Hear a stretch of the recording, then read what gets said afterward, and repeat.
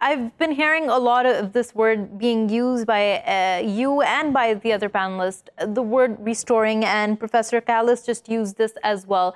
Now, restoring would also mean that that voice existed, but it was not recorded, or it was distorted, or it was taken away, but now you're restoring it. That process would essentially mean that there's a medium for that voice to be restored. Isn't it true that sometimes the language or the mediums just don't exist for those voices, especially when we talk about the subaltern? We just haven't come up with a voice or a language in which that pain or in which those stories can be told.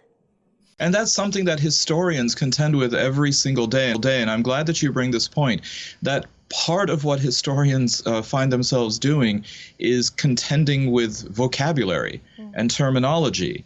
And it's not just simply for a budding junior scholar to make his or her mark at the latest academic conference by coming up with the latest buzzword.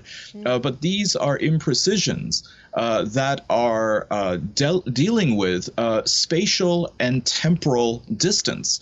I mean, we are looking at, with our own lenses and the biases that those bring in the 21st century, wherever we're living, whether it's India in the case of Professor Hashmi, Scotland in the case of Professor Callis, or myself here in the United States, having to disabuse ourselves of the idea that what was happening at a particular place in time in a particular space is quite different. And we, of course, then have to work with whatever we have.